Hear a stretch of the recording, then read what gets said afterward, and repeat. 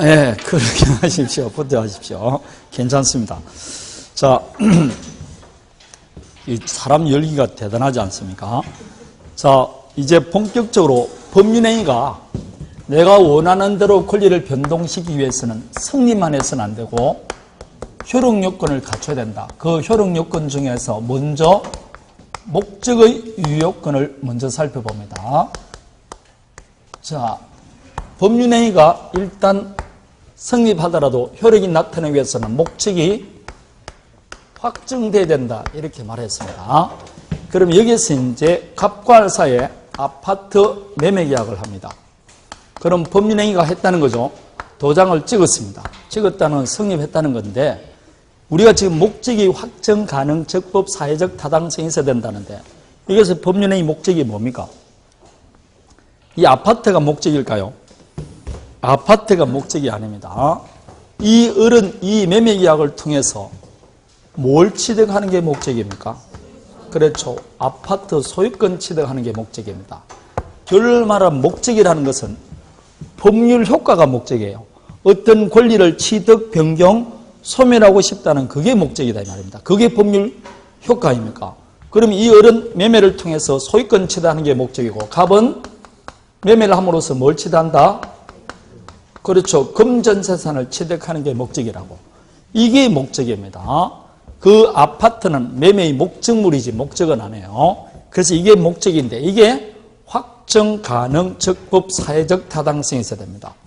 만일 두 사람 사이에 계약서를 작성하는데 당연히 매매계약서 작성하면 대금란이 있겠죠. 근데 이 대금란에 아무 글씨를 안 썼어요. 그러면서 도장은 찍었습니다. 도장 찍었다는 법률행위가 뭐였다는 거죠? 성립했습니다. 이것은 효력이 있을까 없을까요? 없습니다. 왜냐? 이 매매에서 갑의 목적은 대금을 취득하는 게 목적인데 얼마의 대금을 취득할 건지 확정이 안 돼 있잖아. 왜 문제가 생겼냐? 법률행위는 스스로 이행하지 않으면 국가가 강제해 준다 했죠. 그럼 국가한테 소송을 제기해서 돈을 달라면 국가가 도와줘야 되는데 이놈이 얼마의 대금을 취득하는 게 확정이 안 돼 있으면 국가가 도와줄 수가 없죠. 국가가 알아서 2억 줘 이렇게 할 수는 없지 않습니까? 따라서 이 법률행위는 뭐가 되게? 효력이 없다. 두 마디로 줄이면 그렇습니다. 무효 이렇게 되는 겁니다. 성립하더라도 효력이 없습니다. 그런데 1월 20일 날 매매하고 3월 20일 날 중도금 주고 5월 20일 날 잔금 지급 시기에 뭐라고 적혔냐면 공시지가라고 적혀져 있습니다. 그러면 현재는 얼마인지 알 수가 없지만 나중에 5월 30일 낼 때 공시지가 확인할 수 있습니까? 없습니까? 그럼 이거는 유효계 무효계? 유효입니다. 그래서 이거는 시험에 26회 중에서 26번 중에서 2번 딱 나왔는데 2번 다 똑같은 겁니다. 뭐가 나왔냐? 법률행위가 성립될 당시 반드시 확정되어 있어야 된다 그러면 맞아 틀려요? 그러면 틀립니다. 확정되어 있거나 확정될 수 있는 방법과 기준만 정해져 있으면 됩니다. 알겠습니까?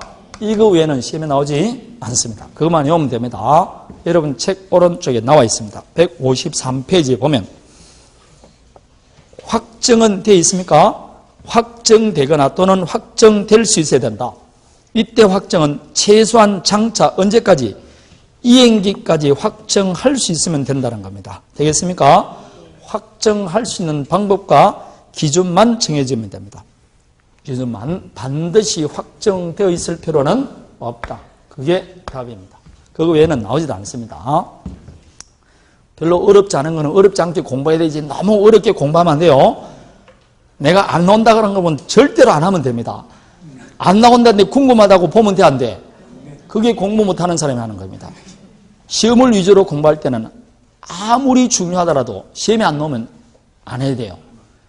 아버님 이름이 시험에 안 나온다 그러면 안 외워야 돼요. 이해되겠습니까?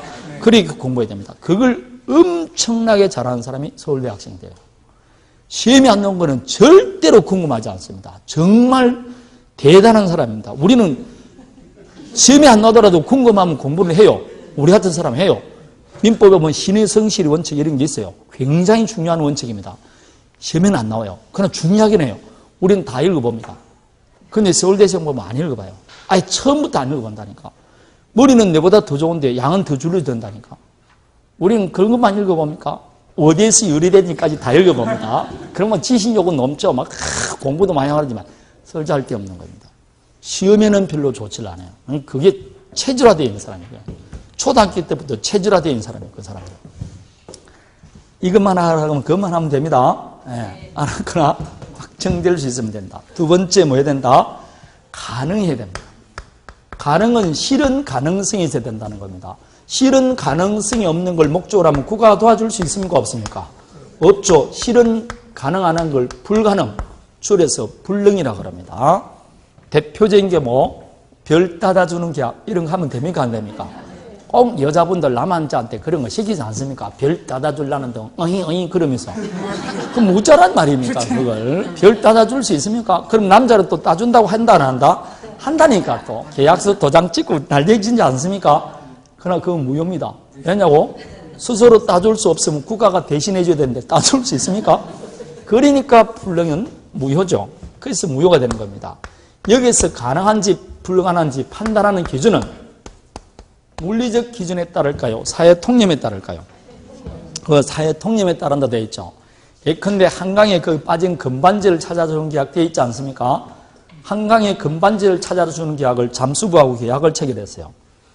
찾아주면 3천만 원 주고 안 찾아오면 2천만 원 손해배상 하기로 했어요. 도장 찍었다니까. 성립했잖아. 그럼 이게 가능해 불가능해? 물리적으로는 가능합니다. 앞물길과 뒷물길을 막고 바가지를 풀면 언젠가는 나오겠죠. 그러나 지나가는 100사람한테 물어보면 가능해 불가능해? 이게 사회통념이라고 합니다. 건전한 상식을 가진 일반인이 판단하는 거. 그 사회통념에 따르지 물리적 기준에 따르는 것은 아닙니다. 일시적 불능은 불능으로 보지 않습니다. 그게 나오지 않더라도 일시적 불능은 불능이 아니다. 이렇게 말합니다.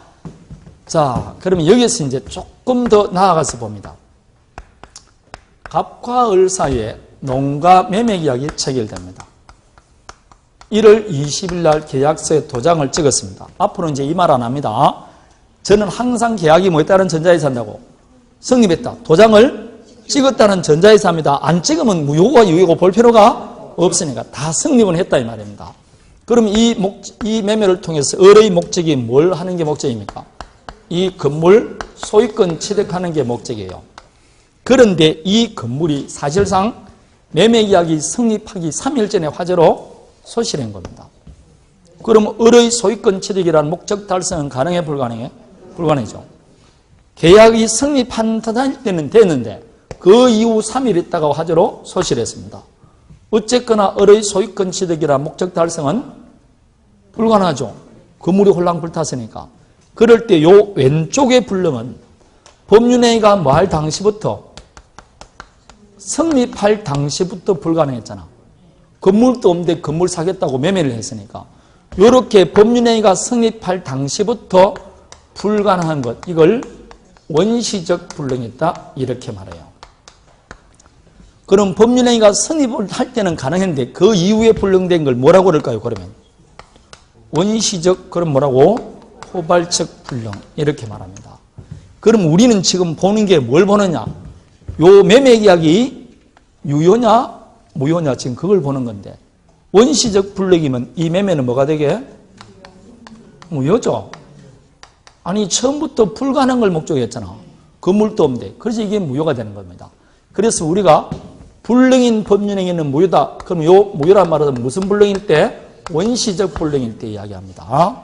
문제는 이 후발적 불능입니다. 이 후발적 불능은 유효일까요? 무효일까요?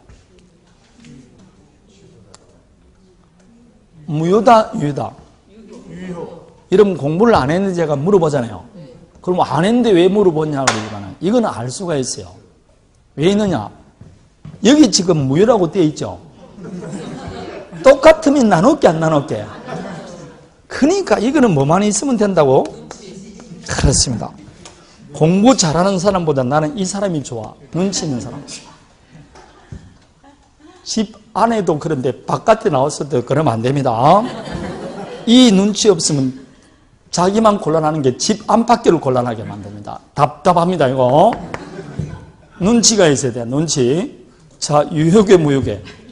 그럼 유효지. 당연히 말고 팀 나눠지겠습니까? 이거는 유효입니다. 왜 이거는 유효냐면 여러분, 매매계약을 체결할 당시 건물이 있었죠. 그러면 어른 대금을 줘야 되고 갑은 소유권 해지해줄 의무가 있잖아. 지금 현재는 불이 났죠. 그럼 그 의무가 있는 갑에게 잘못이 있냐에 따라서 책임을 물어야 되지. 무효가 되면 책임 물을 수가 없지 않습니까? 따라서 계약은 일단은 뭐하고 유효이고 그 넘겨줄 의무가 있는 자에게 기책 사유가 있느냐 없냐. 기책 사유라는 것은 그 사람에게 책임을 기속시킬 사유가 되는지 안 되는지. 즉 이 건물이 불탄 게 갑 탓이냐 아니냐 이 말입니다. 갑의 탓이면 그 사람에게 책임 있는 사유 아닙니까? 그럴 때 따라서 무슨 문제가 생긴다고? 책임 문제가 발생할 뿐이지 계약이 무효가 되는 것은 아닙니다. 계약이 무효되면 책임 물을 수가 없어요.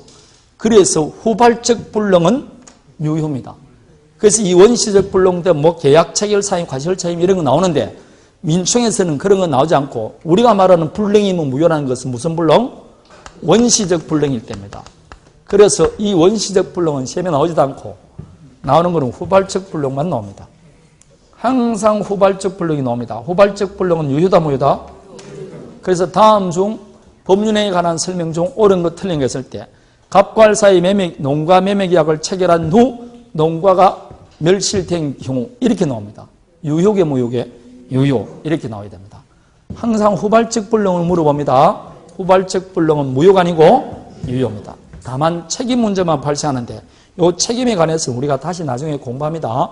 기책 사유가 있으면 채무불이행, 기책 사유가 없으면 위험부당 이런 것들이 나가는 겁니다. 그건 뒤에 계약법 이야기고 민총에서는 무효냐 유효냐 요게 나오는 겁니다. 유효라 그랬습니다. 후발적 불능은 유효다. 그것만 아는 것도 대단한 겁니다. 후발적 불능은 유효입니다. 다음에 적법이라고 나옵니다. 적법.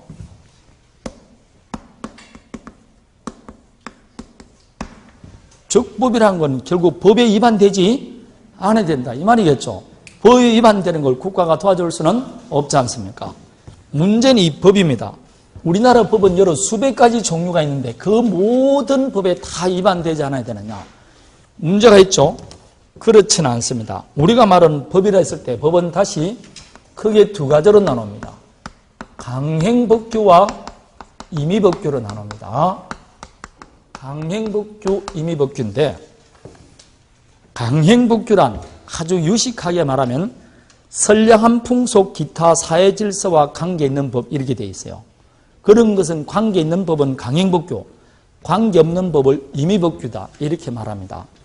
근데 그거는 뜬구름 잡는 이야기고 쉽게 말하면 강행법규란 어떤 법이 있으면 반드시 법대로 해야 됩니다. 그 법대로 해야 되지 당사자가 원한다 해서 법대로 하지 않거나 내용을 변경 못합니다. 그런 법을 뭐라 한다? 강행법규라고 합니다. 예컨대 여러분 민법에 제가 임대차가 있다고 그랬죠. 민법에 임대차가 있는데 이 임대차에 관한 규정을 보면 차임을 몇 기 연차할 때 2기 연차면 해지할 수 있다고 규정이 되어 있어요. 자, 이게 규정되어 있습니다. 그런데 두 사람이 합의한 겁니다. 어떻게 합의했느냐? 1기 연차, 한 번만 연차하면 계약을 해지할 수 있다고 합의했어요.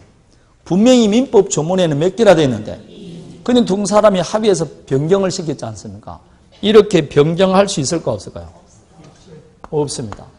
그럼 요 2기 연체 해지하라는 규정은 무슨 규정이다? 강행법규라고.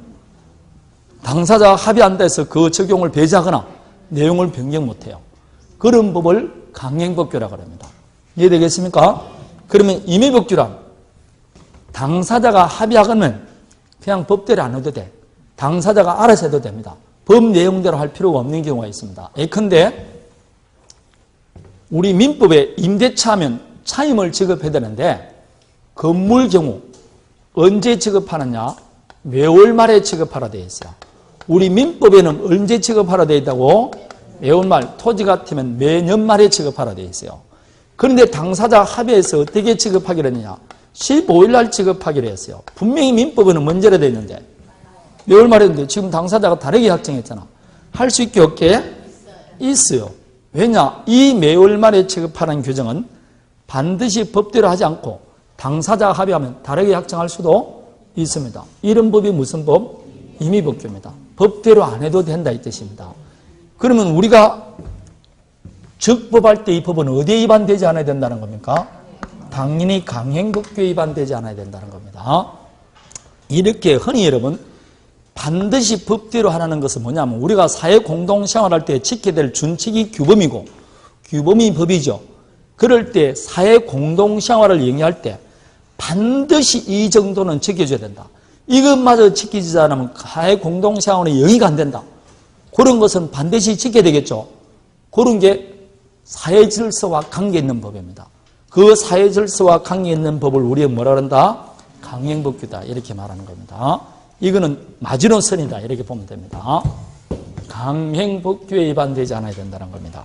그런데 자 여기서 하나 봅니다. 분명히 이기연차하면 해제할 수 있다는 규정은 강행규정이라 했죠. 그래서 다르게 확정하면 효력이 없다고 그랬지 않습니까?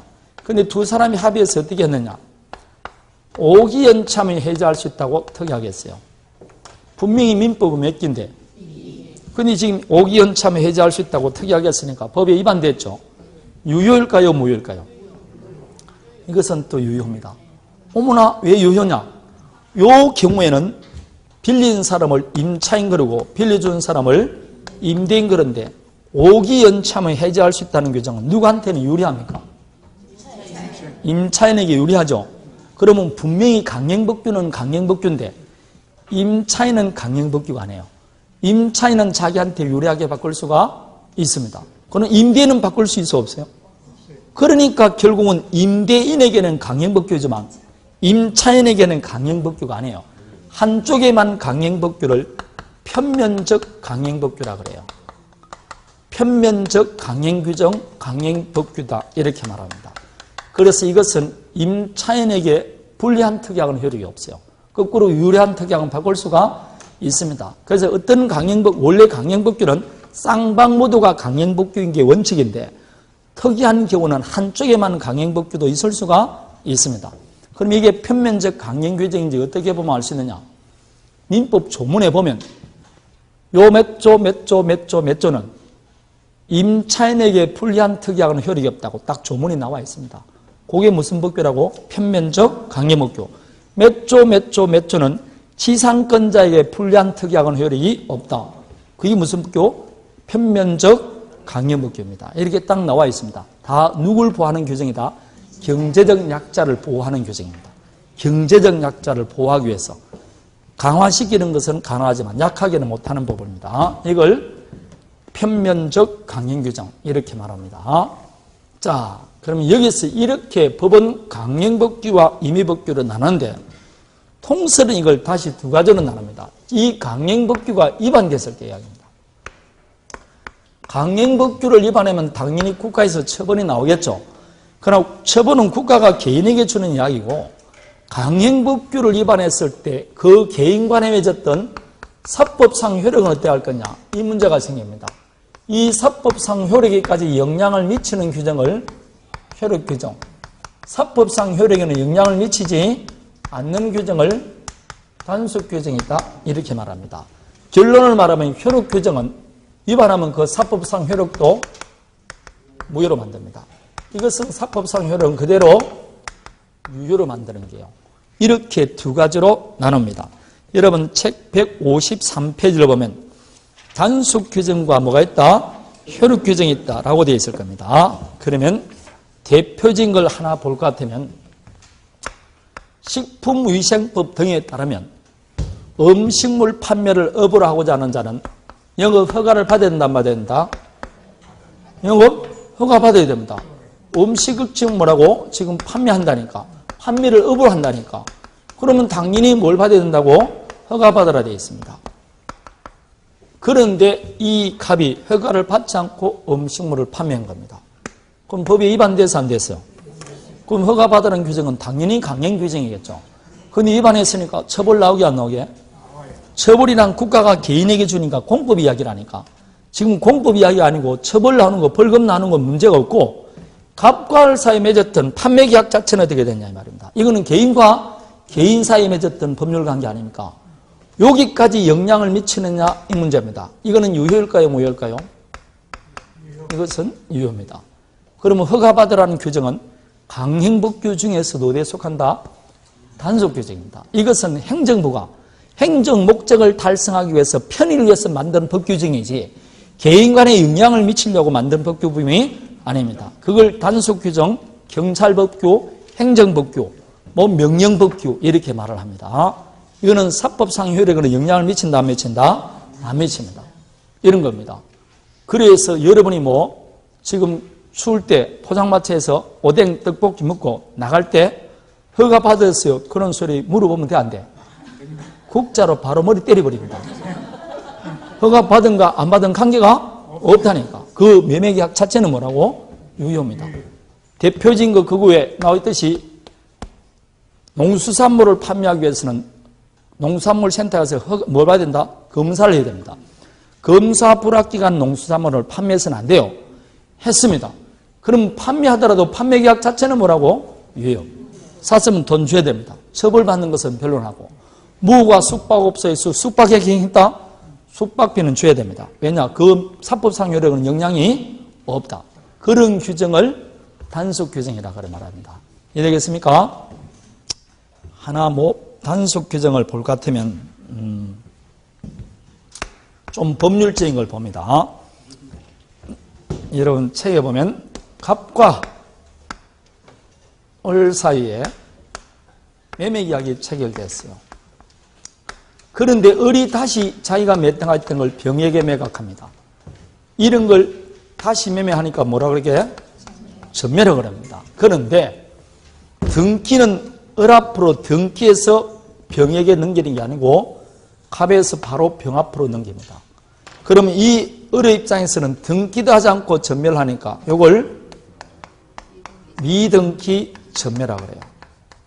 이걸 등기법에서 우리 민법에서는 중간 생략 등기라고 해요. 중간에 있는 자의 등기를 생략하는 겁니다. 이렇게 하면 을은 엄청난 이익을 누립니다. 첫 번째, 취득세 등록세를 안 내요. 양도소득세 없습니다. 굉장히 대단한 거죠. 취득세 등록세 없고 양도소득세 없습니다. 부동산 취득한 적이 없죠? 없으니까 보험료 오르지도 않아요. 그냥 막 남는 겁니다. 200 팔았으면 200 그대로 남는 게 이거예요. 여기는 특별히 뭐라고? 공제할 게 없다니까. 이런 거 할 때는 1,500 남더라도 그냥 팔게 돼 있습니다. 왜냐하면 1,500이 그대로 뭐라고? 들어오니까. 그래서 옛날에 이게 제일 많이 했던 거죠. 이걸 부동산 등기 특별조치법 2조에 보면 하지 말라고 돼 있어요. 그런데 두 사람 사이에 중간 생략 등기 하기로 합의를 한 겁니다. 유효일까요? 무효일까요? 예? 지금 유효를 지금 보잖아. 유효라니까. 판례가 단속규정에 냈어요. 처벌받는 것은 변론하고 중간 생략 등기 합의는 유효라 나왔습니다. 지금 이게 적법에서 시험 문제 나오는 건 답 나온 거는 요거 하나밖에 없어요. 이것만 계속 답으로 나옵니다. 중간 생략 등기 합의는 유효다. 처벌받는 거는 관계없습니다. 유효입니다. 이거 나중에 물권법에 한 20분간 강의합니다. 이게 굉장히 중요한 겁니다. 그래서 중간 생략 등기는 유효게 무효게? 유효입니다.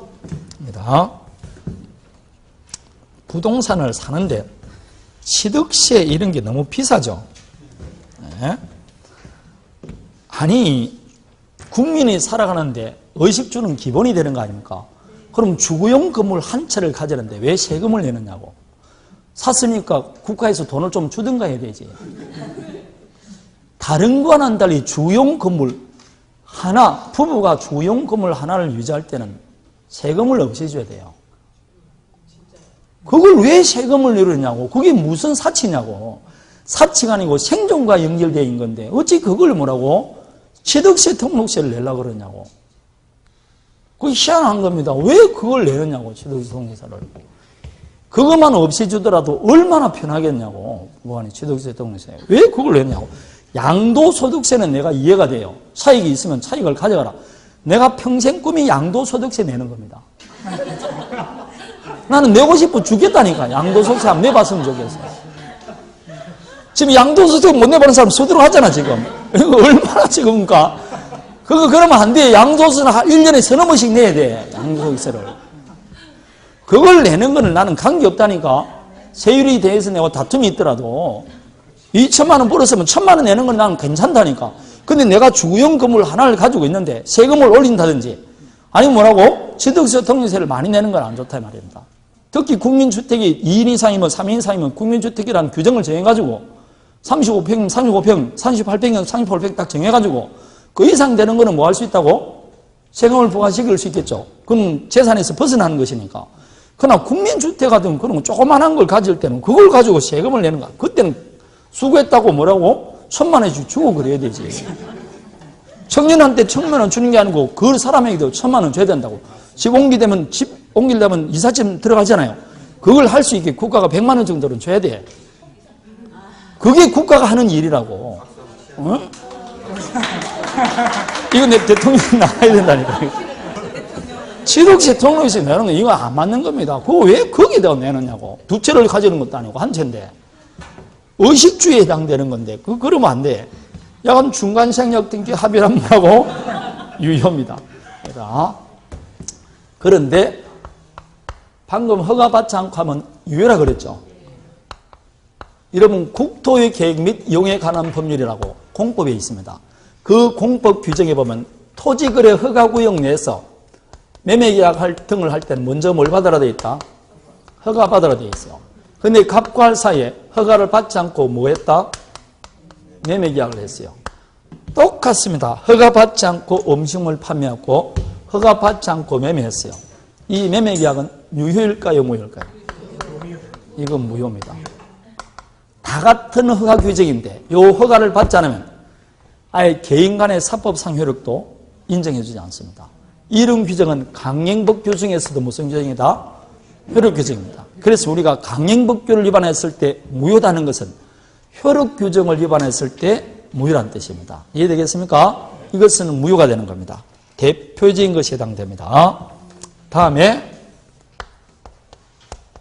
갑과 을 사이에 아파트 매매를 했는데 이 매매는 실상을 보면 A가 중개를 해준 겁니다. 중개업자가 A인데 어느 날 갑이 와서 하는 말이 아저씨 제가 정말 급합니다. 이 아파트를 1개월 내에 3억만 받아주시면 제가 수수료를 더 드리겠습니다 했습니다. 중개법 지금 공인중개사법입니다. 20조 이하에 보면 수수료 얼마 받으라고 법에 규정되어 있게 안 되어 있게 있습니다. 법에 규정된 수수료를 법정 중개 수수료라고 합니다. 이 법정 중개 수수료 외에 알파를 더 주겠다고 중개업자가 요구한 게 아니고 누가? 갑이 요구를 했다니까. 그래서 중개업자가 오케이인 겁니다. 합의했다니까. 그리고 이때부터 A는 다른 건은 한 건도 하지 않고 이 갑의 물건만 매달린 겁니다. 그래서 원하는 것보다 2천만 원 더 3억 2천에 매각해줬어요. 그래서 법정 중개 수수료의 알파를 더 받았습니다.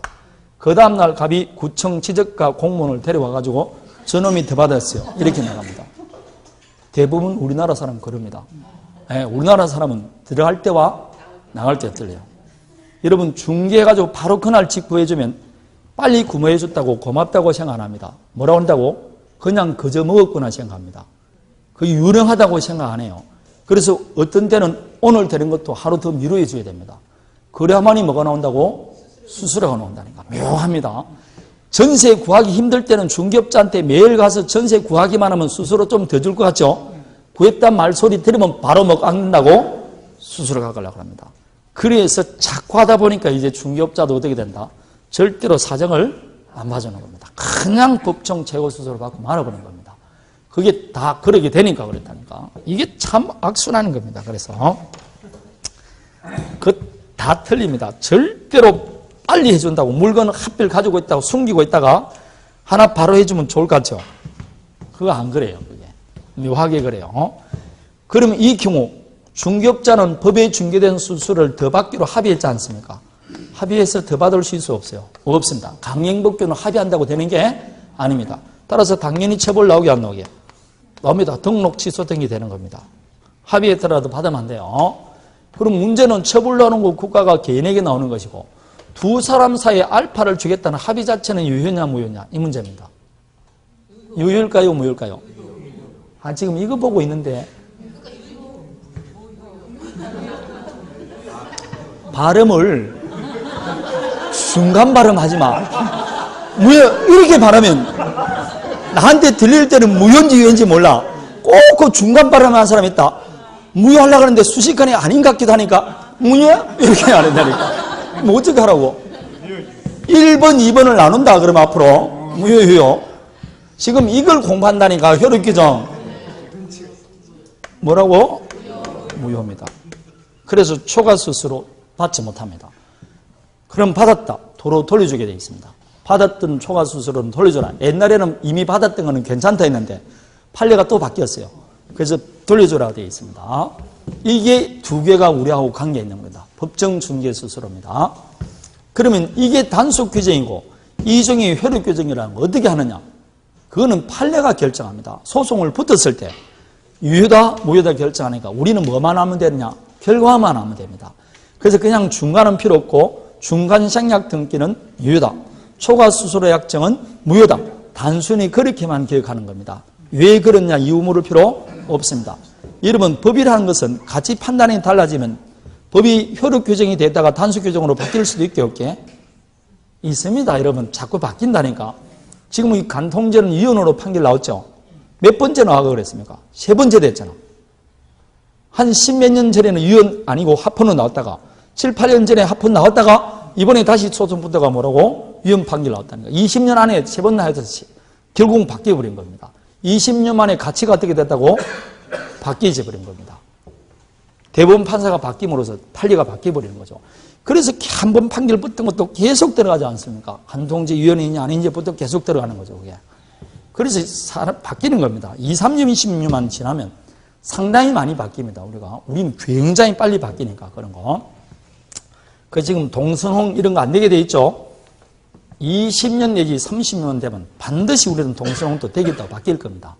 왜냐하면 모든 사람이 그걸 지금 뭐 하고 있다? 용인을 하고 있으니까. 다 인정을 한다니까. 인정한다는 게 지금 TV 보면 나와 있잖아요.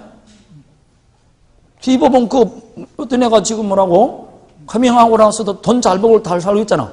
그 사람이 결혼하겠다는데 다 축하한다고 박수 쳐준다고. 그럼 법률적으로 제한할 이유가 없잖아. 다른 사람이 다 그 가치를 인정하고 있는데. 그럼 끝나는 거죠, 뭐. 법이 우리하고 생활하고 안 맞는 거는 법이 아니라고 볼 수 있지 않습니까? 그래서 가는 겁니다, 그렇게 이제. 미국에도 여러 주가 지금 인정하고 있죠. 좋아한다는데 우리가 어떻게 합니까? 내가 이해는 할 수 없지만, 뭐라고? 한다는데 우리한테 적극적인 해를 주는 것은 아니잖아요. 그러니까 어쩔 수 없는 거죠. 나는 뭐, 할머니라고 하더라도 할머니하고 살고 싶지. 아니, 그런데 좋아한다는데 어디 갈 겁니까? 희한한 사실입니다.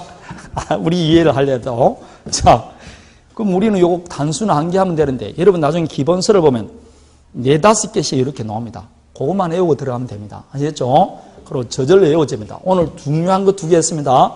법정 중개 수술에 관한 것, 중간 생략 등기. 이 2가지입니다. 다음에 사회적 타당성이 나옵니다. 154페이지. 목적의 사회적 타당성입니다. 자, 법률행위가 성립하더라도 목적이 사회적 타당성이 있어야 된다는 겁니다. 사회적 타당성이 없는 법률행위를 뭐라 그러냐? 반사회적 법률행위라 그래요. 그거 더 줄여서 반사회적 행위라 그러고 법조문은 103조부터입니다. 실질상 여기부터가 103조고 이게 올해 시험에 나왔고 작년에도 나왔고 4년 전에 나왔고 5년 전에 나왔고 이 앞에 거는 나올 때도 있고 안 나올 때가 훨씬 많고 그렇습니다. 그러니까 실질상 뭐부터 중요하다? 이 사회적 타당성부터 중요합니다. 103조가 되니까. 이건 우리만 그런 게 아니고 모든 시험에 다 그래요. 사법고시도 그렇고. 자, 그래 보면 법조문에 뭐라 되어 있냐면 여러분 법조문에 안 나와 있죠? 103조가 조문이 나와 있습니까? 안 나와 있죠? 선량한 풍속, 기타 사회 질서에 위반한 사항을 내용으로 하는 법률행위는 무효한다 되어 있습니다. 그냥 나중에는 있습니다. 들어보세요. 선량한 풍속, 기타 사회 질서에 위반한 사항을 내용으로 하는 법률행위는 무효한다 되어 있습니다. 결국은 기타 사회 질서에 위반하니까 반사회적 법률행위는 무효다 이 뜻입니다. 되겠습니까? 그래서 사회적 타당성이 없는 법률행위는 무효입니다. 그런데 사회적 타당성이 없는 법률행위는 무효라 그러는데 여러분 뭐가 사회적 타당성이 없는 겁니까? 굉장히 구체적이지 않고 모호하고 일반적이죠.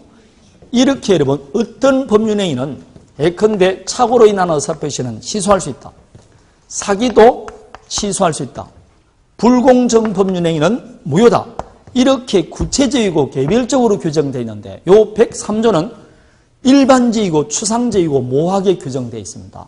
이런 조항을 일반 조항 내지 일반 규정 혹은 백지 조항 내지 백지 규정이다 이렇게 말을 합니다. 자, 왜 이렇게 필요하냐면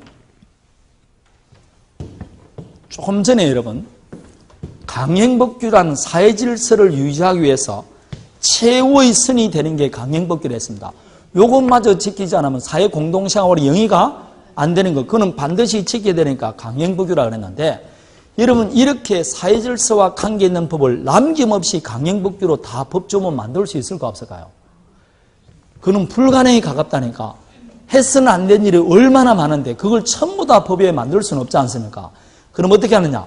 중요한 것은 개별적으로 강행법규로 만들고 나머지는 어떻게 처리하느냐 하면 예컨대 여러분 첩계약은 하면 됩니까 안 됩니까? 여러분 조용한 이유가 뭐예요 지금? 나는 이 강의할 때 이거 조용한 거는 여기 오늘 처음 들어봤네. 다른 데는 하면서 말자 안 된다 그러는데 여기는 한참 생각해 보네. 이건 뭔 일입니까 이게? 예? 하면 돼 안 돼? 생각해보고 안 합니까? 예? 하면 안 돼 이거. 첩계약 하면 안 돼. 그런데 했습니다. 했으면 그 계약을 뭐로 만들어야 됩니까? 그러면 첩계약을 무효라고 해야 돼요. 이런 계약하면 돼 안 돼? 살인 청부 계약하면 됩니까 안 됩니까? 요 항상 말하지만 우리나라는 청부 계약이라는 말이 없어요. 이게 청부는 일본에만 있는 겁니다. 엄밀히 말하면 살인 도급 계약이에요. 근데 우리나라는 그냥 9시 뉴스도 청부 계약이라고 자꾸 나오니까 일본말을 계속 쓰고 있는 겁니다. 청부 계약이라는 말 자체가 없어요. 살인 도급 계약이에요. 하면 돼 안 돼? 안 돼. 그런데 했습니다. 그럼 무효로 만들어야 되겠죠. 도박 계약 하면 돼 안 돼? 안 되죠. 했으면 무효로 만들어야 됩니다. 마약 구입 계약하면 될까 안 될까요? 안 됩니다. 밀수품 구입 계약하면 안 되게 돼. 그런데 했다 이야기입니다. 했으면 뭐로 만들어야 된다? 그럼 이걸 무효로 만들기 위해서 우리 민법에 첩계약은 무효다, 마약 구입 계약은 무효다 다 일일이 규정할 수 있겠냐 이 말입니다. 불가능에 가깝지 않습니까? 그렇다고 이걸 유효로 만들 수도 없으니까 중요한 것은 강행법규로 만들고 나머지는 이 모든 걸 다 포괄할 수 있는 한 조문을 만들어줍니다. 추상적이고 일반적이고 모호한 조문을 만들어준다고. 그게 뭐라고? 103조입니다. 요 모든 행위가 어디에 해당된다? 반사회적 행위에 해당됩니다. 그래서 첩계약을 해서 소송을 붙으니까 첩계약은 무효라고 나왔어요. 왜 무효냐고 물어보니까 어디에 해당된다? 반사회적 행위에 해당돼서 무효라고 나왔고 살인 청부계약도 어디에 해당된다? 반사회적 행위로 무효다. 도박계약도 반사회적 행위로 무효다. 이렇게 만들어두는 겁니다. 이 조항이 우리 민법에서는 103조에 해당됩니다. 그래서 이걸 일반 조항 내지 백조 조항이라고 그러고 이걸 제왕 조항이라고 그래요. 조문 중에서도 뭐라고? 한 단계 높은 조항이다. 그래서 제왕 조항, 황제할 때 제자 아닙니까? 이 조항입니다. 103조입니다. 어느 나라든지 이 조문이 있겠죠? 103조에 해당됩니다.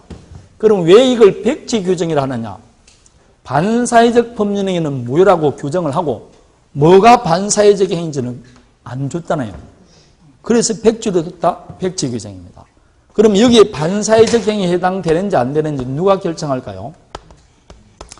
전부 다 판례죠. 그래서 실제로 우리나라 판례 중에 제일 많은 판례가 반사회적 법률행위에 관한 판례입니다. 대법원 판례 중에 판결 나올 때마다 한 건씩 나온다고 보면 돼요. 그만큼 많은 판례가 나옵니다. 반사회적 행위에 해당되는지 안 되는지에 관한 거. 그러면 여기에 해당되는 게 굉장히 많습니다. 엄청나게 많은데 나중에 여러분 기본서에 보면 그 반사회적 행위에 해당되는 건 다 외우게 되어 있습니다. 그런데 이거 외우는 게 힘드냐? 하나도 힘 안 듭니다. 여러분 이 반사회적 행위는 하면 되게 안 되게? 안 되죠. 그러니 해서는 안 되는 일 아닙니까? 우리가 책을 읽다가 아주 좋은 문구가 있다든지 이런 걸 친구한테 알려주기 위해서 막 글을 쓰고 외우더라도 친구한테 말하려고 하면 버벅거리잖아요. 좋은 말은 그렇게 잘 안 돼. 그러나 전철을 타다가 한번 외웠던 욕은 한 번만 듣더라도 자유자재로 구성한다 합니다. 마찬가지. 이게 전부 다 나쁜 일이기 때문에 한 번만 딱 읽으면 뭐라고? 다 기억나. 나중에 공부할 때 첩기학은 본체가 사전 동의가 있더라도 하면 돼, 안 돼? 그걸 밑줄 치는 사람인데 그럼 그 밑줄 칠서 외워야 되느냐고. 밑줄 안 치면 첩기학은 안 외워지느냐고. 도박기학 밑줄 칠 필요 있어 없어요? 그러니까 대부분 밑줄 칠 필요가 한 번만 들으면 돼. 나중에 뭐가 나오냐면 일반 감정 일구라 생각했을 때는 반사회적 행위 같은데 아니라고 나온 판례가 한 8개 나옵니다. 그걸 뭐라고? 잘 읽어봐야 돼. 나머지는 그냥 저절로 소설책 읽듯이 읽어보면 10월달 되면 저절로 다 알게 돼요. 다 한 번씩 해보고 싶었던데 안 되는 거 그런 것들입니다. 저놈을 그냥 한 번만 하고 해보고 싶은데 청구하고 싶었잖아. 그런데 안 했던 거 아닙니까? 그런 것들입니다. 전부 다. 그래서 대표적인 게 거기에 보면 여러분 책에는 조금 독특한 것만 몇 가지 나와 있습니다. 뭘 보면 A컨대 A와 B사인데 이게 적극 가담인데 이거는 조금 어려운 겁니다. 이거 그냥 재미삼아 봅니다. 갑과할사에 아파트 매매계약을 체결됐어요. 제1매매계약이 체결됐습니다. 그리고 중도금까지 다 줬어요. 그러면 당연히 갑원을에게 소유권 이전해줄 의무가 있는데 요 놈이 자기 앞으로 등기가 있는 것을 이유로 또 매매를 해버린 겁니다. 몇 번 매매했게? 2번 매매했습니다. 그 2번 매매에서 병 앞으로 등기가 넘겨진 겁니다. 그러면 이 제1매매는 문제가 없고 요 두 번째 맺은 매매계약이 유효냐 무효냐 이 문제가 생깁니다. 요걸 흔히 말할 때 두 번째 맺은 매매계약을 이중매매 이게 유효냐 무효냐인데 원칙은 유효인데 나중에 나옵니다. 요 갑은 을에게 등기해줄 의무가 있는데 의무를 일반하는 게 배임행위라고 해요. 요 배임행위의 병이 뭐 하게 되면 적극 가담하면 내가 다 책임질 테니까 나에게 매각하세요. 요렇게 적극 가담하면 요 두 번째 맺은 매매계약은 몇 조에 해당된다? 103조. 반사회적 행위에 해당돼서 무효라는 판결이 나와요. 요건 나중에 우리가 한 문제에 따로 넣을 수 있기 때문에 따로 공부를 합니다. 이게 부동산 이중매매에 해당되는 겁니다. 부동산 이중매매는 원칙은 아닌데 적극 가담하면 무효가 되는 겁니다. 거기 보면 세 번째를 보면 밀수나 도박을 위한 자금의 대차라고 되어 있죠. 자, 남의 물건을 빌리는 걸 대차라고 합니다. 여기는 세 가지가 있습니다. 소비대차와 이쪽을 봅니다. 사용대차가 있고 임대차가 있어요. 다 물건을 빌린 타의 물건을 빌립니다. 그럼 이 소비대차는 갑의 물건을 내가 빌렸습니다. 빌린 그 물건의 소유권을 내가 가져갑니다. 이 말은 그 물건은 내가 뭐하고? 소비를 하고 나중에 동종동량을 돌려주면 됩니다. 예컨대 돈을 빌릴 수 있습니까? 없습니까? 돈 빌렸으면 그 돈을 금고에 가만두고 있다가 나중에 줘야 됩니까? 사용합니까? 사용하고 10,000원을 빌렸으면 나중에 1,000원짜리 10개 갚아줘도 돼? 안 돼? 되죠? 이렇게 빌린 거는 내가 뭐하고? 소비를 하고 나중에 동종동량을 돌려주면 되는 거. 그걸 소비대차라 그래요. 되겠습니까? 그러면 돈 빌리는 소비대차를 돈 소비대차 그러면 되는데 꼭 유식하게 금전 소비대차라 그래요. 되겠습니까? 쌀 빌릴 수 있습니까? 없습니까? 그러면 쌀을 빌려서 가만히 놔두고 나중에 그걸 줍니까? 그걸 그때 뭐하라고 빌리게? 그건 빌림과 동시에 내 거라니까. 내가 뭐하고? 소비하고 나중에 같은 종류의 쌀을 돌려주면 되는 겁니다. 이걸 쌀 소비대차라 그러면 되는데 꼭 묵직하게 미국 소비대차라 그래요. 우리는 꼭 그런다니까. 돈 소비대차 그래도 되는데 금전 소비대차를 한다. 기름 빌릴 수 있어 없어요? 그럼 기름 소비대차라 그러면 되는데 유류 소비대차 이렇게 말합니다. 이해되겠습니까? 따라서 그게 뒤에 소비대차라 말을 붙이면 되는 겁니다. 그러면 사용대차와 임대차는 똑같습니다. 빌린 물건 소유권 취득 못해요. 소유권 취득 못한다는 빌린 물건을 그대로 사용하고 사용했던 물건을 그대로 돌려주면 됩니다. 그런데 차이점은 뭐냐? 요 사용대차는 공짜입니다. 공짜를 우리 민법에서는 또 뭐라 그러냐? 무상이라고 말해요. 그냥 공짜 그러면 되는데 뭐라고? 무상입니다. 여기는 공짜가 아니에요. 대가를 줘야 됩니다. 대가 준다 이걸 뭐라고 한다고? 임대차는 차임을 지급합니다. 따라서 사용대차와 임대차는 똑같은데 공짜냐 아니냐 그 차이만 있습니다. 따라서 친척집 아파트를 3개월간 공짜로 빌리죠. 그럼 그건 임대차라 그러면 안 되고 아파트 사용대차라 그럽니다. 옆에 있는 볼펜도 친구한테 빌릴 때 200원을 주면서 빌렸다. 볼펜 임대차라 그럽니다. 따라서 요즘 뭐 잔치한다 시골에서 그러면 요즘 책상 같은 거 의자 같은 거 접시 빌려주는 곳이 있습니다. 그럼 계약서 쓸 때 위에 보면 동산 임대차라 되어 있어요. 부동산이 아니고 동산 임대차입니다. 그건 뭘 줬으니까? 대가를 줬으니까. 그걸 임대차라고 합니다. 그래서 똑같은데 이거는 대가가 있느냐 없느냐 그 차이점입니다. 이해되겠습니까? 그럼 빌려주는 사람을 우리 뭐라 하느냐? 대주라 그래요. 빌린 사람을 차주 이렇게 말합니다. 대주, 차주. 그렇게도 되고 이건 나중에 도로 받을 사람이죠. 채권자라 그러고 이 사람을 채무자 이렇게도 됩니다. 계약서 쓸 때 그렇게 쓰면 돼요.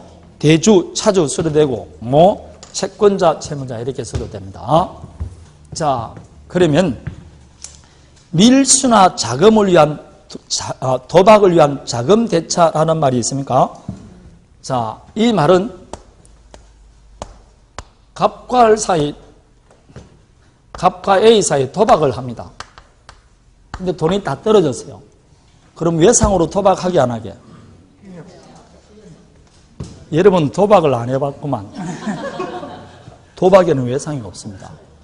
도박에는 절대로 그냥 손 털고 일어나야 됩니다.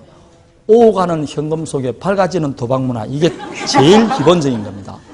따라서 도박은 안 됩니다. 그럼 바로 거기서 돈 빌려줄 사람이 있게 없게? 있다니까.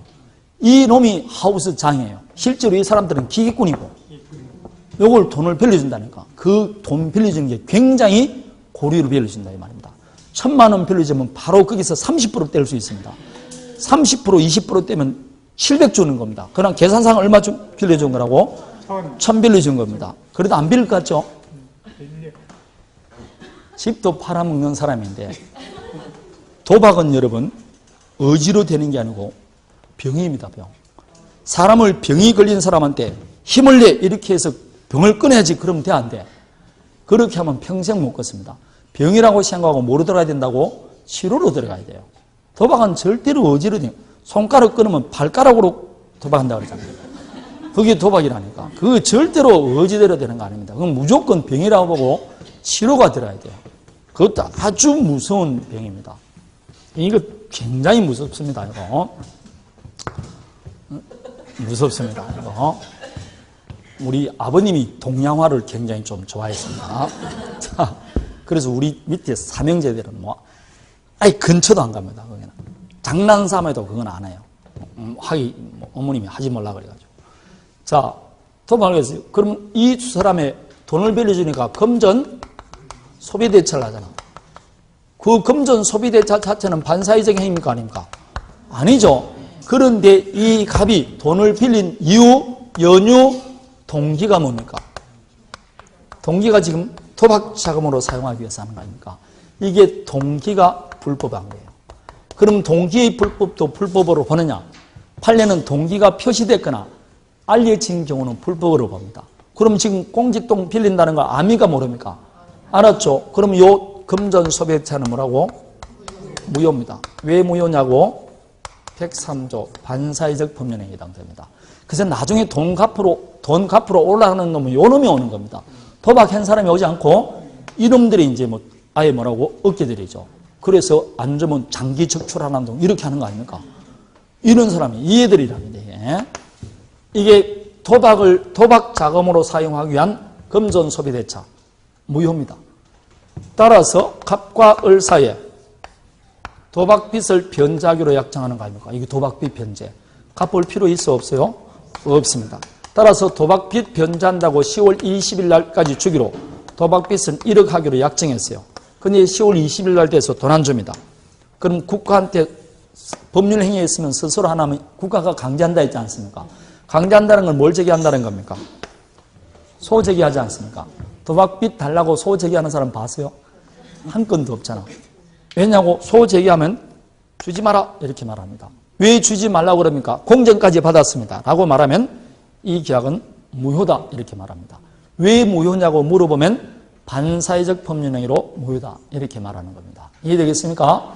그런데 두 사람 사이에 10월 1일까지 20일까지 도박빚을 변제한다. 변제 못하면 너가 갖고 있던 아파트를 돈 대신 달라는 겁니다. 원래는 돈을 줘야 되는데 돈 대신 물건으로 변제한다는 걸 뭐라 그러냐? 대물 변제라고 합니다. 돈 대신 물건으로 변제하는 게 뭐라고? 대물 변제라고 합니다. 그래서 친구한테 2,000원 빌렸다. 나중에 2,000원 얻고 이 볼펜 너 가질래? 이게 뭐라고? 대물 변제하는 겁니다. 아시겠습니까? 안 되면 그냥 대물 변제하는 게 좋습니다. 이렇게 대물 변제하기로 약정했어요. 근데 20일까지 진짜 돈을 안 갚았습니다. 아파트 가져갈 수 있게 없게? 없습니다. 이 도박빚 변제를 위한 대물 변제니까 요거 자체도 뭐라고? 무효입니다. 반사회적 법률에 해당됩니다. 그게 세 번째, 밀수나 도박을 위한 자금의 대차. 도박으로 부담한 채무 변제로서 토지를 양도하는 대물 변제 계약. 다 반사회적 행위에 해당됩니다. 그 다음에 부첩관계 유지를 대가로 재산권을 첩에게 정리하는 계약 되어 있습니다. 여러분 첩계약은 본체가 사전 동의하더라도 인정해준다 안 해준다? 안 해준다 했습니다. 강행법규는 누가 동의한다고 되는 게 아니에요. 그래서 다시 갑과 을 사이에 정역계약을 체결했어요. 정역계약 자체는 반사회적 행위가 아닌데 뭘 한다는 전제에서 첩계약을 조건하는 겁니다. 그럼 이 정역계약은 뭐 된다? 무효가 됩니다. 반사회적 법률행위를 조건했을 때는 무효가 되는 겁니다. 여기서 하나 볼 때 갑남과 을 사이에 첩계약을 했습니다. 근데 두 사람 사이에 첩계약을 단절시킵니다. 단절시키면서 을의 생활비를 준다는 약정을 했거나 자가 있을 때 자의 양육비를 주는 약정을 했습니다. 이것은 유효일까요? 무효일까요? 이것은 유효입니다. 단절을 시키면서 하는 계약이니까 이 계약은 유효가 됩니다. 밑에 박스를 보면 154페이지에 반사회적 법률행위에 해당하지 않는 경우 나옵니까? 거기에 불륜관계 단절을 조건으로 첩의 생계비 유지나 자의 양육비 지급은 유효란 말이 나옵니까? 네, 나옵니다. 그런 것들입니다. 자, 그거 외에 하나 더 보면 2번 판례가 머리 좋은 남편 사건입니다. 이 사건을 머리 좋은 남편 사건이라고 하는데 남자분들은 반드시 기억을 해야 될 판례입니다. 갑남이 부정행위를 했어요. 그래서 부인이 이혼하자 이렇게 나왔습니다. 그러자 남편이 빕니다. 한 번만 봐달라고. 그러자 을이 당신 앞으로 된 부동산 전부 다 나 앞으로 돌려달라는 겁니다. 그러면 생활하겠다는 겁니다. 이거 완전히 뭐라고? 돈 때문에 사는 거죠. 그래서 갑이 부정행위를 용서받기 위해서 손해를 배상함과 아울러 되어 있습니다. 가정에 충실하겠다는 서약의 의미에서 그렇게 나와요. 손해를 배상함과 아울러 가정에 충실하겠다는 의미에서 부동산을 처에게 넘깁니다. 근데 갑남이 가만히 생각해 보니까 이렇게 있다가 을려가 부동산 매각하고 돈 봐 가져가면 끝나지 않습니까? 그래서 뭘 붙이냐? 부부관계가 유지되는 동안에는 처임의로 처분하지 못한다는 제한을 딱 붙인 겁니다. 이렇게 부동산 소유권을 이전하면서 일정한 이렇게 처임의로 처분하지 못한다는 제한을 붙여서 넘겨주는 것은 유효냐 무효냐 이게 이제 소송이 붙은 겁니다. 그러자 대법원에서 이것 자체는 괜찮다 이렇게 나온 겁니다. 그러면 이거 뭐 넘겨주나 안 넘겨주나 뭐라고? 똑같이 된 겁니다. 얼마나 머리 좋은 남편인지 모릅니다. 그래서 반드시 기억을 하셔야 됩니다. 이런 조건을 붙이면서 넘겨주는 겁니다. 괜찮다고 판결이 나왔어요. 그게 여러분 두 번째 있는 겁니다. 용서받는 대가로 손해를 배상함과 아울러 가정에 충실하겠다는 서약의 취지에서 부부관계가 유지됐다는 또한은 처가 임의로 처분하지 못한다는 제한을 붙인 것, 유효라고 나왔어요. 반사회적 행위가 아닙니다. 이런 것들을 한 번씩 이렇게 보면 됩니다. 근데 이런 강의를 한 번만 들으면 다 기억나게 안 나게 남에다 그립긴 판례가 많더라도 걱정할 필요가 없다는 겁니다. 자, 그럼 이런 반사회적 법률행위를 하게 되면 그 효과가 어떻게 되느냐? 오른쪽 반사회적 법률행위의 효력입니다. 효력은 당연히 뭐게? 그렇죠, 무효입니다. 그래서 무효입니다. 자, 무효는 이행할 필요 있습니까? 없습니까? 없죠. 이행하기 전에는 이행할 필요가 없는 거죠. 무효인데 계약을 이행할 필요가 뭐가 있습니까? 따라서 도박빚은 변제할 필요가 있어 없어요? 도박빚을 변제하기로 약정을 하더라도 도박빚 변제 약정이 방금 제가 무효라 그랬죠? 왜 무효냐고 그랬습니까? 103조 반사회적 행위에 해당돼서 무효입니다. 따라서 비록 약속을 했더라도 어른 이행할 필요 있어 없어요? 없죠. 그래서 돈 줄 필요 없다는 겁니다. 문제는 이행을 해버렸어요. 여기서 이제 문제가 생깁니다. 도로 반환받을 수 있느냐 문제인데, 자, 이쪽을 좀 볼 것 같으면 가만히 보세요. 갑과 을 사이에 아파트 매매 계약이 체결됐어요. 대금을 다 줬습니다. 그럼 대금 줬으면 을이 대금을 갑에게 간 겁니다. 맞습니까? 자, 그래서 대금 받았어요. 그럼 을은 갑의 뭘 취득했다? 소유권을 취득했습니다. 그럼 원래 이 지금 을이 이 건물의 소유권을 행사합니다. 이 소유권 행사는 지금 정당한 권리 행사일까 아닐까요? 정당하죠. 왜냐고, 왜 정당하냐? 원래 소유권은 누구 것이었는데? 갑의 것이었는데 갑과 을은 뭘 했습니까? 매매 계약을 했잖아. 이 매매 계약의 법률 원인 아닙니까? 아까 요건, 효과, 권리를 취득하는 원인이 있잖아요. 이렇게 원인이 있으니까 권리를 행사하는 것을 뭐라고? 정당한 권리 행사합니다. 원인이 없으면 안 되지 않습니까? 이 돈도 원래는 누구 돈이었다? 우리 돈 있죠. 매매함으로써 갑이 취득했으니까 이제는 자기 돈이죠. 사용해도 돼, 안 돼? 돼.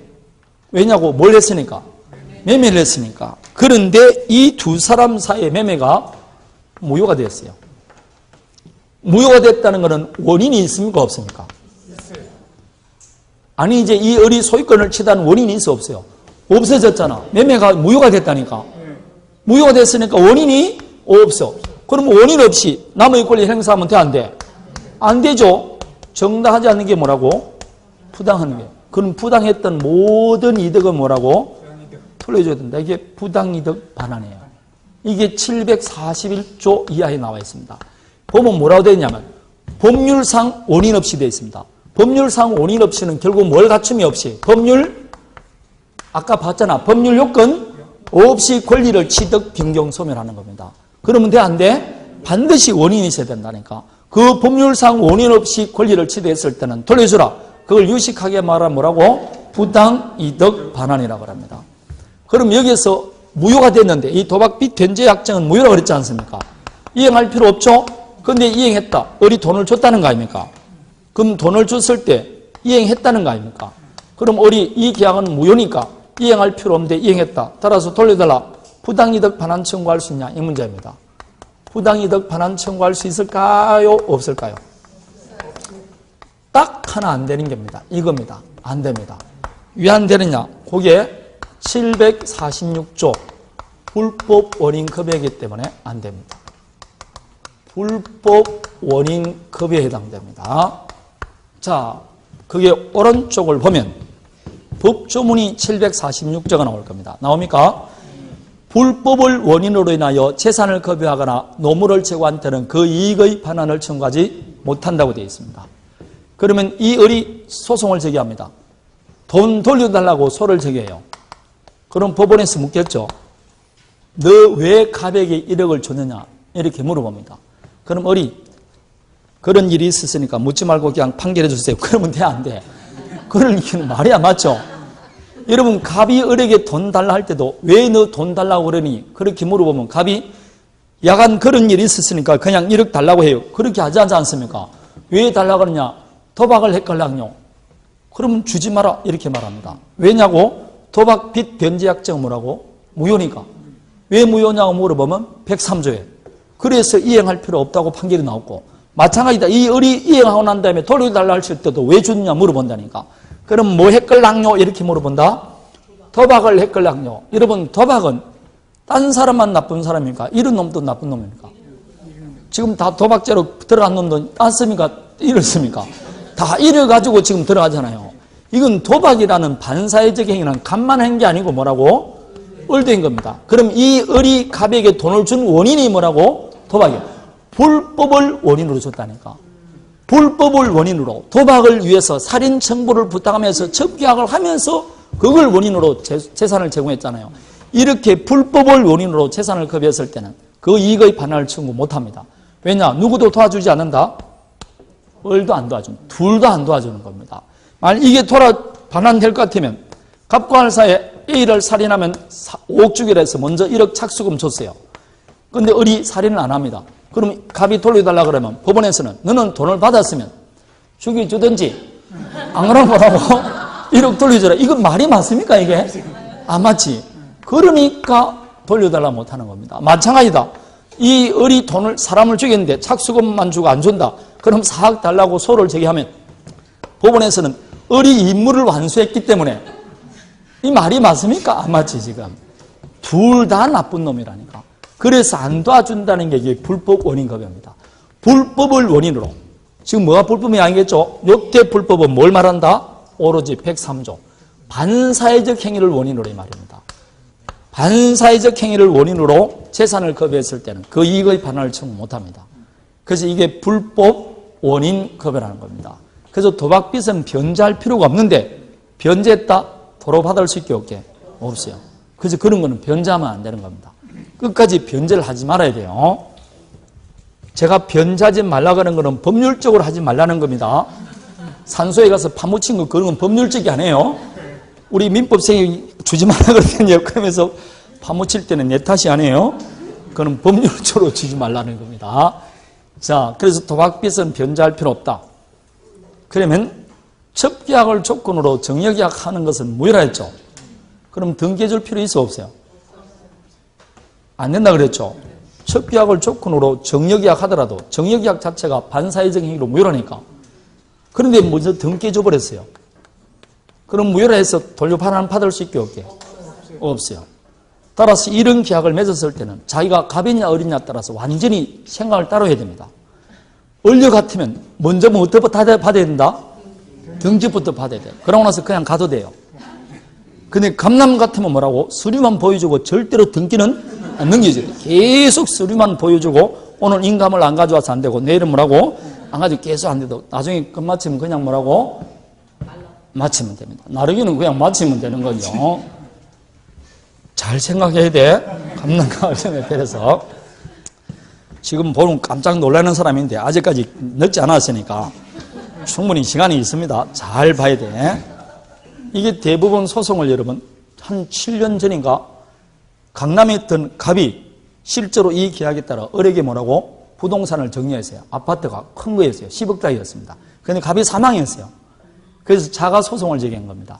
이 계약을 통해서 부동산을 줬으니까 돌려달라고 소를 제기했는데 9시 위에서 나왔어요. 근데 공인중개사 공부하는 사람은 다 아는 이야기죠. 그 소송 성수했겠면 어떻게? 패소했지 않습니까? 그때 그 유명한 뭐가 나왔다고? 불법 원인급여란 말이 한번 9시에 있어 나왔다니까. 막 신기하고 막 뉴스 나오고 그랬는데 공인중개사 공부하는 사람은 신기한 게 아니고 뭐라고? 당연한 이야기였다고 그게. 그게 한번 나온 적이 있습니다. 보통 보면 당사자가 하지 않고 자가 하지 않습니까? 자가 다 하는 거죠. 이게 그 아들, 딸들이 하는 소송이 많습니다. 자, 반사회적 법률행위 효과입니다. 그래서 요때 하나 불법 원인급여라는 게 나옵니다. 이해되겠죠? 다음에 반사회적 법률행위. 여기에서는 실제로 시험에 나오는 거는 효과도 잘 나오지 않고 그냥 반사회적 행위에 해당되는 판례, 다음 중 유효인 것을 묶은 것, 혹은 무효인 것을 묶은 것, 이렇게 제일 많이 나왔습니다. 자, 다음에 예시 규정 불공정 법률행위가 있는데 오늘 여기까지 할까요? 오늘 첫날인데 너무 많이 하면 다음 주에 안 놓으면 안 되잖아. 그래서 오늘은 공부하기 싫으면 오늘 가서는 복습 안 해도 돼요. 그냥 재미있었다는 생각만 가지고 다음 주에 넣으시면 됩니다. 아시겠죠? 구태여 공부 안 하셔도 됩니다. 다음 주는 요게 해석이라고 되어 있는데 해석은 조금 지금 보기 곤란합니다. 이거는 법조문도 아니고 순전히 이론적이기 때문에 바로 의사표시 들어가도록 그렇게 하겠습니다. 아시겠습니까? 그래서 의사표시에 들어가도록 그렇게 하겠습니다. 그리고 질문이 있습니까? 지금 뭐 아는 게 있어야 질문을 하지. 그래서 당분간은 없더라도 나중에는 3, 4월 달 되면 5, 6월 달 되면 수업 시간에는 질문을 못 받습니다. 왜냐하면 이게 아는 사람도 있고 모르는 사람도 있고 시간이 잡으면 좀 짜증내기 때문에 그렇습니다. 학생들이. 그러나 1, 2월 달에는 수업 도중이라도 뭔가 궁금하면 바로 뭐라고 질문하면 됩니다. 시간이 올 것 같으면 오래 올 것 같으면 나중에 할 것이고 아니면 그 사람이 질문하는 게 모든 사람이 궁금한 거예요. 그래서 설명이 다시 필요한 부분이니까 무조건 질문하시면 됩니다. 아시겠죠? 그 외에는 개별적으로 질문하면 저 안에 와서 질문하시면 됩니다. 예. 아, 글씨가 적다는 거죠. 아, 글씨가 좀 작다는 말이죠. 저 상태의 글씨가 예. 우유처럼 큼직하게. 아, 큼직하게. 글씨를 크게 써달라. 맞습니다. 아, 맞습니다. 글씨를 크게 돼 있어요. 거기도 글씨가 안 보이시죠? 예. 예? 아, 이 글씨가? 아, 이거? 아, 이거는 안 보셔도 되는 거고. 전체적으로. 아, 그렇습니까? 아무래도 앞에 보는 게 더 크게 보이죠? 조금, 이쪽만 보는 게 적게 보이죠? 아무래도 눈이 조금 뭐라고 요청이 간 것 같아요. 알겠습니다. 무슨 뜻인지 알겠습니다. 예. 글씨 크게 쓰더라도 사람이 있으면 나중에 글씨 굉장히 크게 씁니다. 알겠습니다. 또, 어떻습니까? 예. 첫날 만나서 반갑습니다. 하겠습니다. 네, 고맙습니다.